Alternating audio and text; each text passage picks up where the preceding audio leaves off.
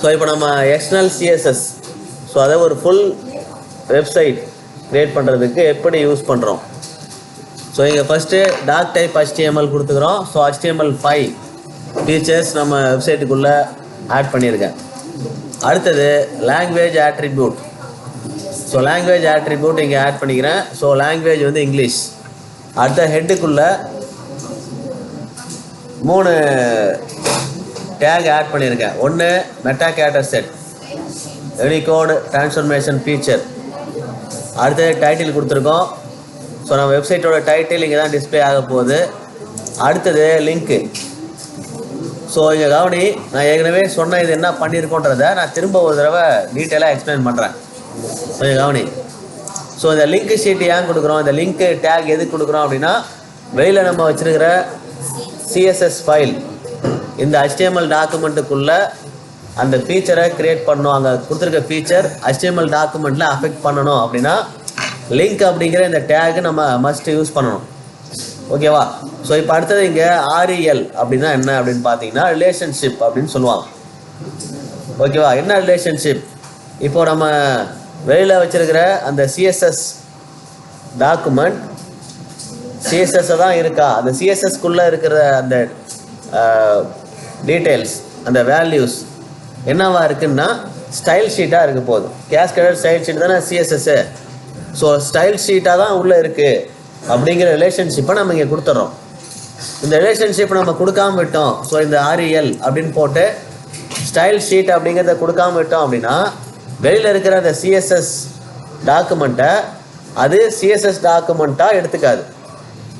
Just ஒரு டாக்குமெண்ட்டாக தான் எடுத்துக்கும், ஒரு டெக்ஸ்ட் டாக்குமெண்ட் மாதிரி தான் எடுத்துக்கும்.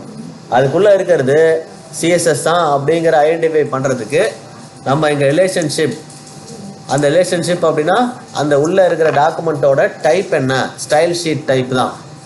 ஓகேவா? ஸோ இதை நம்ம கொடுக்காம விட்டோம் அப்படின்னா வெளில இருக்கிற சிஎஸ்எஸ் ஃபைலு இங்கே உள்ளே இருக்கிற இந்த லிங்க்கு கூட லிங்க் ஆகாது, இந்த HTML டாக்குமெண்ட்டை கூட லிங்க் ஆகாது. ஸோ அடுத்தது ஹைப்பர் டெக்ஸ்ட் ரெஃபரன்ஸ். ஸோ அந்த ஃபைலோட நேம் தான் இங்கே கொடுக்க போகிறோம். இது நம்ம ஆஸ் யூஷுவல் நமக்கு ஆங்கர் டேக்லேயே பார்த்துருக்கோம். ஸோ ஹெட் டேக்கை க்ளோஸ் பண்ணியிருக்கேன். அடுத்தது பாடி டேக் ஓப்பன் பண்ணிவிட்டு பாடிக்குள்ளே இது வரைக்கும் நம்ம பார்க்காத ஒரு டேக் ஹெட்டர்னு ஒரு டேக் பார்த்தோமா? ஹெட்டுன்னு ஒரு டேக் பார்த்துருப்போம், ஆனால் ஹெட்டர்னு ஒரு டேக் பார்க்கல. ஓகேவா? ஸோ ஹெட்டருங்கிற டேக் பார்த்தீங்கன்னா நம்ம ஹெட்டிங்கை டிஸ்பிளே பண்ணுறதுக்காக மட்டுமே இந்த ஹெட்டர் டேக் யூஸ் பண்ணுவாங்க. ஓகேவா? ஹெட்டர் டேக்குள்ளே ஹெட்டிங் மட்டும்தான் இருக்கும். ஸோ ஒரு ப்ரொஃபஷ்னல் டெவலப்பர், ஃபுல் ஸ்டாக் டெவலப்பராக இருந்தாங்கன்னா இதை வந்து யூஸ் பண்ணுவாங்க. ஓகேவா? ஸோ இதில் வந்து பார்த்தீங்கன்னா உங்களுக்கு ஹெட்டிங் 1 ஹெட்டிங் 3ன்னு 2 ஹெட்டிங் இருக்குது. ஓகேவா? ஸோ அந்த ஹெட்டருக்குள்ளே 2 ஹெட்டிங் கொடுத்துட்டோம். அடுத்தது mark take. So mark take கொடுத்துருக்கோம். ஸோ மார்க் டேக்கில் ஒரு ஸ்க்ரோலிங் ஓட போகுது, அதுக்கான டீட்டெயில் இங்கே கொடுத்துட்டோம். ஓகேவா? ஸோ மார்க் டேக்கில் நம்ம லெஃப்ட்டு ரைட்டு அப்பு டவுன் ஏதாவது கொடுத்துருக்கோமா? அந்த பொசிஷன் நம்ம மென்ஷன் பண்ணல இங்கே. ஓகேவா? ஸோ பொசிஷன் மென்ஷன் பண்ணால் அந்த பொசிஷனில் ஸ்க்ரோல் ஆகும். பொசிஷன் மென்ஷனே பண்ணலை அப்படின்னா எந்த பொசிஷனில் ஸ்க்ரோல் ஆகும்? Right to left. ஓகேவா? லெஃப்ட் டு ரைட் போகாது, டிஃபால்ட்டு டைரக்ஷன் ரைட்லேருந்து லெஃப்ட்டு. ஸோ இதுதான் டிஃபால்ட்டு. ஓகேவா? இப்போ நாங்கள் மென்ஷன் பண்ணாதனால ரைட் டு லெஃப்ட்டு ஸ்க்ரோலிங் போயிட்டு இருக்கும். அடுத்தது செக்ஷன் ஒரு டேக் பார்த்துருக்கோமா? இது வரைக்கும் செக்ஷன் ஒரு டேக் நம்ம ஆடே பண்ணல. ஸோ செக்ஷன் டேக்கில் தான் நம்ம முக்கியமான கண்டென்ட், அதாவது நம்மளுடைய நேவிகேஷன் பாருக்குள்ளே இருக்கிற மெனு, இது எல்லாமே செக்ஷனுக்குள்ளே தான் இருக்கும். இங்கே நான் கொடுத்துருக்கிறது வெறும் அபவுட் அஸ் மட்டும்தான். இன்னும் டீட்டெயிலாக கொடுக்கணும் அப்படின்னா இதுக்குள்ளே நீங்கள் மற்றெல்லாம் ஆட் பண்ணிக்கலாம். ஸோ செக்ஷன் டேக்குள்ளே தான் முக்கியமான கண்டென்ட், அதாவது பேராகிராஃபு, அதுக்கப்புறம் டீட்டெயில்டு மெனுஸ். இப்போ உங்கள் காலேஜ் வெப்சைட்டே எடுத்துக்கிட்டிங்கன்னா அதில் டிபார்ட்மெண்ட், அதுக்கப்புறம் சிலபஸ், ஸோ இந்த மாதிரி மல்டிபிள் மெனுஸ் இருக்கும். அந்த மெனுஸ் எல்லாமே இந்த செக்ஷன் அப்படிங்கிற இந்த டேக்குள்ளே தான் நீங்கள் பண்ணியிருக்கணும். ஓகேவா? அடுத்தது ஸோ இதில் என்ன பண்ணியிருக்குன்னா ஒரு ஹெட்டிங் இருக்குது, அடுத்தது ஒரு பேராகிராஃப் இருக்குது, அந்த செக்ஷனுக்கான சப் ஹெட்டிங். ஓகேவா? ஸோ அதெல்லாம் இங்கே வந்து H1 கொடுத்துருந்தோம் அப்படின்னா இங்கேயும் H1 கொடுக்கலாமான்னு கேட்டிங்கன்னா கொடுக்கக்கூடாது. ப்ரொஃபஷ்னலாக ஒரு பேஜ் கிரியேட் பண்ணுறோம் அப்படின்னா ஹெட்டிங் ஒரே ஒரு H1 தான் இருக்கணும். ஸோ H2 H3லாம் எத்தனை இருக்கலாம், ஆனால் H1ங்கிறது ஒன்று தான் இருக்கணும். ஸோ அதனால தான் இங்கே செக்ஷனுக்குள்ளே ஒரே ஒரு ஹெட்டிங், அதாவது H2 மட்டும் கொடுத்துருக்கோம். அதுக்கான டீட்டெயில்டு எக்ஸ்ப்ளனேஷன் பேராகிராஃப்குள்ளே இருக்குது. ஓகேவா? செக்ஷனை க்ளோஸ் பண்ணியாச்சு. அடுத்தது ஃபூட்டருக்கு வந்துடுறோம். ஸோ ஃபூட்டர் அப்படிங்கிற டேக் இது வரைக்கும் யூஸ் பண்ணல. ஃபூட்டர்னு சொல்லியிருக்குமே தவிர ஃபூட்டர்னு டேக் யூஸ் பண்ணியிருக்க மாட்டோம். ஸோ ஃபூட்டருக்குள்ளே என்ன இருக்கும்? காப்பிரைட் ரிசர்வ்டு, அந்த இயரு, ஸோ நம்ம வெப்சைட்டோட நேம். ஸோ அதுதான் அந்த ஃபூட்டருக்குள்ளே. ஜென்ரலாக எல்லா வெப்சைட்லேயுமே ஃபூட்டர் மஸ்ட்டு. ஃபூட்டரில் இந்த டீட்டெயில் தான் இருக்கும். மேக்ஸிமம் 99% தான் இருக்கும். இதை தான் கொடுக்கணுமா அப்படின்னு கேட்டால் கிடையாது. உங்களுக்கு என்ன வேணுமோ நீங்கள் கொடுத்துக்கலாம். எல்லோரும் யூஸ் பண்ணுறது இதுதான். ஸோ காப்பிரைட் இருக்கணும், அதோட இயர், எந்த இயர் இதை லேட்டஸ்ட்டாக அப்டேட் பண்ணியிருந்தாங்க அந்த இயர் இருக்கும். அதுக்கப்புறம் நம்ம வெப்சைட்டோட name, so all right reserved. So இதுதான் டீட்டெயிலாக இருக்கும். ஓகேவா? ஸோ அடுத்தது பாடியை வந்து ஓப்பன் பண்ண பாடி டேக்கை க்ளோஸ் பண்ணி. ஸோ பாடிக்குள்ளே தான் அந்த ஹெட்டரு, செக்ஷனு, ஃபூட்டர் இதெல்லாமே இருக்கும். ஓகேவா? ஸோ இப்போது HTML டாக்குமெண்ட்டை .html அப்படிங்கிற எக்ஸ்டென்ஷனில் ஸ்டோர் பண்ணியிருப்பீங்க. அடுத்தது ஸ்டைல் ஷீட்டை நம்ம க்ரியேட் பண்ணுறோம், அதாவது CSS ஃபைல். ஸோ CSS ஃபைலில் இப்போ நான் ஒவ்வொரு போர்ஷனுக்கும், இங்கே எத்தனை போர்ஷன் இருக்குன்னா, செக்ஷன் ஒரு போர்ஷன் இருக்குது, ஹெட்டர்னு இருக்குது, ஃபூட்டர் இருக்குது, பாடின்னு ஒரு டேக் இருக்குது. ஸோ ஒவ்வொன்றுக்கும் இண்டிவிஜுவலாக எனக்கு தேவைப்படக்கூடிய ஸ்டைலை நான் அப்ளை பண்ண போகிறேன். ஃபஸ்ட்டு பாருங்கள், யூனிவர்சல் செலக்டர் போட்டிருக்கேன். ஓகேவா? ஸோ இந்த செலக்டர் பிளேஸில் ஆஸ்ட்ரிச் போட்டோம் அப்படின்னா யூனிவர்சல் செலக்டர். ஓகேவா? ஸோ இதில் வந்து நான் என்ன பண்ணுறேன், மார்ஜின் 0, பேடிங் 0. 0 எது கொடுத்தே ஆகணுமா அப்படின்னு கேட்டிங்கன்னா கண்டிப்பாக கொடுக்கணும். ஏன் அப்படின்னா நீங்கள் 0 கொடுக்கல அப்படின்னா டிஃபால்ட்டாக அதுக்குன்னு ஒரு மார்ஜின் இருக்கும், ஒரு 10 பிக்சல் 15 பிக்சல்னு. அந்த மார்ஜின் அப்ளை ஆகிடும். நமக்கு மார்ஜினே வேணாம் அப்படின்னா 0 கண்டிப்பாக தரணும். டிஃபால்ட் மார்ஜின் அப்ளை ஆகக்கூடாது. ஸோ மார்ஜின் என்னன்னு தெரியுமா? ஸோ இந்த லெஃப்ட் சைடு நம்ம டெக்ஸ்ட் அலைன் ஆகிற அந்த இடம் தான் மார்ஜின்னு சொல்லுவோம். ஓகேவா? ஸோ நம்ம ஒரு பார்டர் கொடுத்துருந்தோம்னா அதை பேடிங்னு சொல்லுவோம். பார்டர்லாம் எதுவும் கொடுக்கல அப்படின்னா இந்த எட்ஜு, இப்போ இங்கேருந்து இங்கே பார்த்தீங்கன்னா நம்ம இங்கே பேடிங் கொடுத்துருக்கோம். ஆனால் இங்கே பார்த்தீங்கன்னா இந்த பார்டர் ஃபிக்ஸ் ஆகிற இடம் தான் அந்த மார்ஜின். ஸோ இங்கே பார்த்தீங்கன்னா அந்த பார்டர் எந்த ஸ்பேஸும் இல்லாமல், எந்த அந்த டிஸ்டன்ஸ் இல்லாமல் லெஃப்ட் சைடு ஸ்டார்ட் ஆகிருக்கு. ஸோ அதுதான் மார்ஜின் அப்படின்னு சொல்கிறோம். ஸோ இங்கே மார்ஜினோட வேல்யூ 0 கொடுத்தாச்சு, பேடிங்கு 0. ஸோ நான் ஃபுல்லாக இருக்கிற அந்த ஏரியாவில் ஸோ இங்கே பேடிங்கும் 0 தான் அப்ளை பண்ணியிருக்கோம். எதுக்குன்னா மொத்தத்துக்குமே, மொத்த கண்டென்ட்டுக்குமே பேடிங் 0, மார்ஜின் 0. ஸோ அடுத்தது ஃபாண்ட்டு ஃபேமிலி.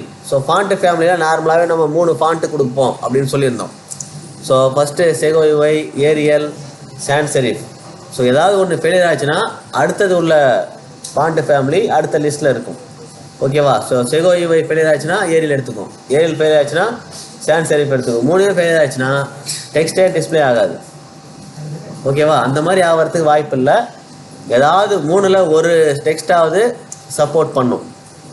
ஸோ அதுக்காக தான் 3 டெக்ஸ்ட் ஆப்ஷன் கொடுத்துருக்கோம், இந்த ஃபாண்ட்டோட ஆப்ஷன். அடுத்தது பேஜோட பேக்ரவுண்ட். ஸோ பேஜ் பேக்ரவுண்ட்னா பாடி. ஸோ பாடி எங்கே இருக்குது? ஸோ இது மொத்தமே பாடி தான். ஸோ அந்த பாடியோட பேக்ரவுண்ட் எவ்வளோ இருக்கணும், என்ன இருக்கணும் அப்படின்னு பார்த்தீங்கன்னா ஒரு லைட் ப்ளூ கலர், அதுதான் எனக்கு கொடுத்துருக்கிறது. ஸோ எக்ஸ் வேல்யூவில் கொடுத்துருக்கிறது லைட் ப்ளூ. ஸோ பாடி கண்டென்ட்டுக்கு ஃபுல்லாகவே பேக்ரவுண்ட் கலர் லைட் ப்ளூவாக இருக்கணும். ஸோ தெரியுது இல்லையா? இதுதான் அந்த லைட் ப்ளூ, அதை கொடுத்துட்டோம். அடுத்தது ஹெட்டர். ஸோ ஹெட்டர்னு ஒரு டேக் இருக்குது நம்மள்கிட்ட. ஸோ ஹெட்டர் டேக் எதுன்னு பார்த்தீங்கன்னா இதுதான் அந்த ஹெட்டர் டேக். டார்க் ப்ளூ கலராக இருக்கு இல்லையா? இதுதான் ஹெட்டர் டேக். கீழே இருக்கிறது ஃபூட்டர். இங்கே இருக்குது ஃபூட்டர். ஓகேவா? ஃபூட்டர் ஆக்சுவலி கீழே இருக்கணும். இன்னும் நம்ம கண்டென்ட் ஆட் பண்ணியிருந்தால் கீழே வந்திருக்கும். கண்டென்ட் எதுவும் ஆட் பண்ணாதனால ஹெட்டரும் ஃபூட்டரும் பக்கத்துலேயே இருக்குது. ஸோ ஹெட்டரில் பார்த்தீங்கன்னா உங்களுக்கு டார்க் ப்ளூ கலர், அங்கே ஃபாண்ட்டோட கலர் வந்து ஒயிட்டு கொடுத்துருக்கோம். ஸோ ஆக்சுவலாக டார்க் கலர் கொடுத்தோம் அப்படின்னா ஃபாண்ட்டு வந்து லைட்டாக தான் கொடுக்கணும். அதுபடி இங்கே பாருங்கள், பேக்ரவுண்ட் கலர் டார்க்காக கொடுத்துருக்கோம். ஸோ டெக்ஸ்ட்டோட கலர் ஒயிட்டு கொடுத்துருக்கோம். அடுத்து டெக்ஸ்ட் அலைன்மெண்ட் சென்டரில் இருக்கா? ஓகேவா? இந்த ஹெட்டரோட அந்த ஹெட்டிங் H1 H3 பார்த்தீங்கன்னா ஹெட்டிங் ரெண்டுமே சென்டராக அலைன் பண்ண சொல்லியிருக்கோம். அடுத்தது பேடிங் 15 பிக்சல். இந்த பேடிங் அப்படிங்கிறது டாப்பு பாட்டமில் நம்ம கொடுத்துருக்கிறது தான் அந்த 15 பிக்சல். ஓகேவா? ஸோ மற்றபடி இங்கே லெஃப்ட் சைடோ ரைட் சைடோலாம் கொடுக்கல. ஸோ பேடிங் தனி டாப்பிக்கே இருக்குது, நம்ம அதை பற்றி டீட்டெயிலாக பார்ப்போம். ஸோ லெஃப்ட் சைடு கொடுத்தா எவ்வளோ, ரைட் சைடு கொடுத்தா எவ்வளோங்கிறத பார்க்கலாம். ஸோ இங்கே நம்ம ஹெட்டருக்கு ஸ்டைல் பண்ணியாச்சு. அடுத்தது மார்க் செக்ஷன் வந்துடுறோம். ஸோ மார்க்கில் பார்த்தீங்கன்னா பேக்ரவுண்ட் கலர். ஸோ இங்கே என்ன கொடுத்துருக்கோம் அப்படின்னு பார்த்தீங்கன்னா அதுவும் வந்து ஒரு லைட் ப்ளூ தான். ஸோ இதை விட கொஞ்சம் டார்க்காக கொடுத்துருக்கோம். ஸோ நீங்கள் உங்களுக்கு இன்னும் டார்க்காக வேணும் அப்படின்னு ஆசைப்பட்டீங்கன்னா இங்கே கலரை கூட நீங்கள் சேஞ்ச் பண்ணிக்கலாம். நான் சேஞ்ச் பண்ணிடுறேன். சேஞ்ச் பண்ணிவிட்டு எக்ஸிக்யூட் பண்ணுறேன். ஸோ கலரே தெரியல.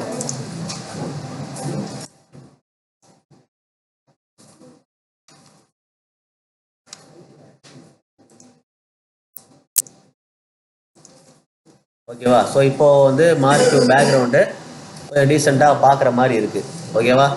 ஸோ இங்கே பாருங்கள். ஸோ இப்போது பேக்ரவுண்ட் கலர் மார்க்கு கொடுத்தாச்சு. அடுத்தது டெக்ஸ்டோட கலர் இங்கே ஏதோ ஒரு கலர் கொடுத்துருக்கோம். என்ன கலர் இருக்குது அப்படின்னு பார்த்தோம்னா ஒரு க்ரீன் கலர் மாதிரி இருக்குது, ஒரு ஆலிவ் கலர் மாதிரி இருக்குது. ஸோ அதை அப்ளை பண்ணியாச்சு. அடுத்தது பேடிங் 8 பிக்சல். ஸோ பேடிங்கை பொறுத்த வரைக்கும் இங்கே பாருங்கள், உங்களுக்கு டாப்பு பாட்டம் உங்களுக்கு அப்ளை ஆகிருக்கு. So padding. ஸோ அடுத்தது செக்ஷன் கண்டென்ட். ஸோ செக்ஷன் கண்டென்ட்டில் நமக்கு இருக்கிறது என்னென்னு பார்த்தீங்கன்னா இதுதான் அந்த செக்ஷன் அபவுட் அஸ், அதுக்கப்புறம் இருக்கிற இந்த டீட்டெயிலாம் செக்ஷன் கண்டென்ட். ஸோ இதனுடைய ஸ்டைல் தான் நம்ம அப்ளை பண்ணியிருக்கோம். ஸ்டைலில் பார்த்தீங்கன்னா இங்கே ப்ளூ கலர் கொடுத்துருக்கோம், இது வந்து பிளாக் கலரில் தான் இருக்குது.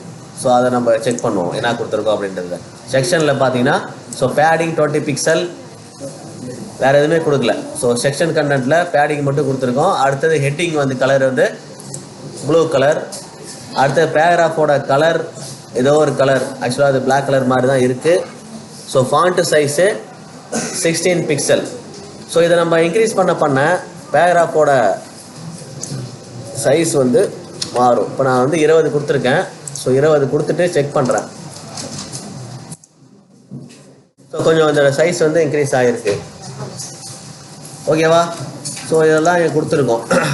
ஸோ ஹெட்டிங்க்கும் கலர் கொடுத்தாச்சு, பேடிங்கோட டெக்ஸ்ட்டுக்கும் கலர் கொடுத்தாச்சு. ஸோ ஃபாண்ட் சைஸு 20 பிக்சல் கொடுத்துருக்கோம். அடுத்தது ஃபூட்டர் ஸ்டைலுக்கு வந்துடுறோம். ஸோ ஃபூட்டரில் background colour, so background colour dark colour கொடுத்துருக்கோம். ஓகேவா? ஸோ டார்க்கு கிரேவா பிளாக்கான்னு தெரியல. ஸோ டார்க் கலர் கொடுத்துருக்கோம். அடுத்தது டெக்ஸ்டோட colour white. So dark colour பேக்ரவுண்டாக கொடுத்தோம் அப்படின்னா டெக்ஸ்டோட கலர் லைட்டாக தான் இருக்கணும். ஸோ இதே நீங்கள் எல்லோ கூட கொடுக்கலாம். ஸோ எல்லோ கொடுத்தா கூட நல்லா விசிபிளாக இருக்கும்.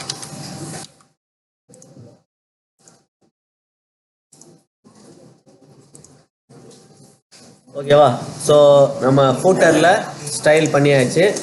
அடுத்த டெக்ஸ்ட் அலைன்மெண்ட் சென்டர். ஸோ ஃபூட்டரில் எப்போவுமே டெக்ஸ்ட் அலைன்மெண்ட் சென்டர் தான் இருக்கணும். அதாவது பேடிங் 10 பிக்சல். ஓகேவா?